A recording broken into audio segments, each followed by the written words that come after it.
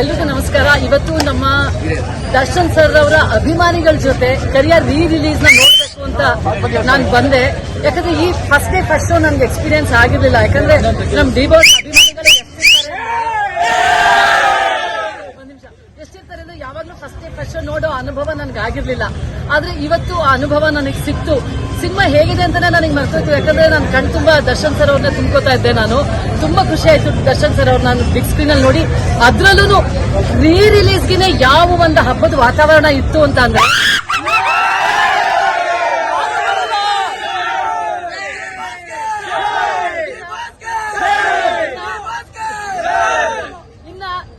Darshan sir ಆದಷ್ಟು ಬೇಗ ನೀವು ಬಂದು ನಿಮ್ಮ ಡೆವಿಲ್ ಸಿನಿಮಾನ ಫಸ್ಟ್ ಶೋ ನೋಡಿ.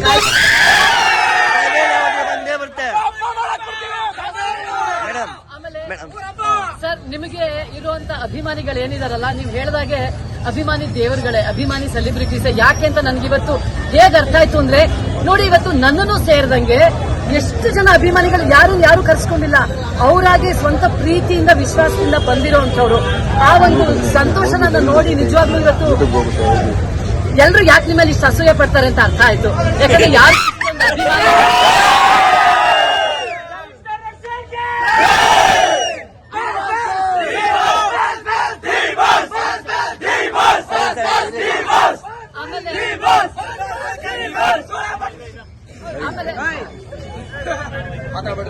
ಆಮೇಲೆ ನಾನು ಡಿ ಬಾಸ್ ಅವರ ಅಭಿಮಾನಿಗಳಲ್ಲಿ ಕೈ ಮುಗಿದು ಅಂತ ಕೇಳ್ಕೊಳ್ತೀನಿ, ಯಾರು ನಮ್ಮ ಬಾಸ್ ಮೇಲೆ ಕೆಟ್ಟದಾಗಿ ಮಾತಾಡಿದ್ರು, ದ್ವೇಷ ತೋರಿಸಿದ್ರು ದಯವಿಟ್ಟು ರೆಸ್ಪಾಂಡ್ ಮಾಡಬೇಡಿ. ಎಲ್ರಿಗೂ ಒಂದು ಕಾಲ ಬರುತ್ತೆ.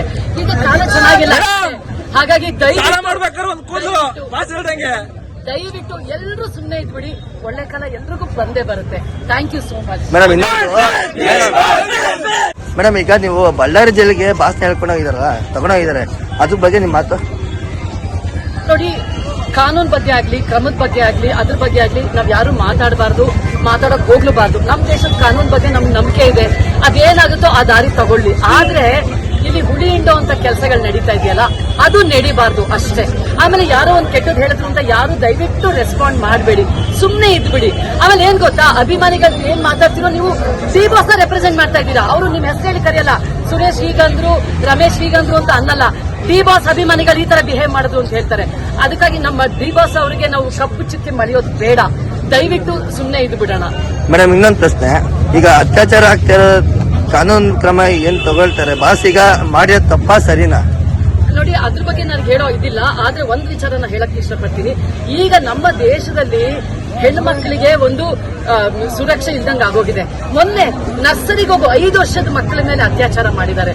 ಆಮೇಲೆ ಆ ಕಲ್ಕತ್ತಾದಲ್ಲಿ ಡಾಕ್ಟರ್ ಸ್ಕೂಲ್ ಸೇಫ್ ಇಲ್ಲ ಅಂದ್ರೆ, ಒಂದು ಆಸ್ಪತ್ರೆಯಲ್ಲಿ ವರ್ಕ್ ಮಾಡುವಂತ ಹೆಣ್ಣು ಮಕ್ಕಳಿಗೆ ಸೇಫ್ಟಿ ಇಲ್ಲ ಅಂತಂದ್ರೆ ನಮ್ಮ ದೇಶದಲ್ಲಿ ನೋಡಿ, ಅದ್ರ ಬಗ್ಗೆ ಜವಾಬ್ದಾರಿಯುತರಾಗಿ ನಾವು ಮಾತಾಡ್ಬೇಕು. ಡಿ ಬಾಸ್ ಕಾಫಿ ಕುಡಿದ್ರೆ ನ್ಯೂಸ್, ಟೀ ಕುಡಿದ್ರೆ ನ್ಯೂಸ್, ನೀರ್ ಕುಡಿದ್ರೆ ನ್ಯೂಸ್, ಊಟ ಮಾಡಿದ್ರೆ ನ್ಯೂಸ್ ಆಗ್ತಾ ಇದೀವಲ್ಲ.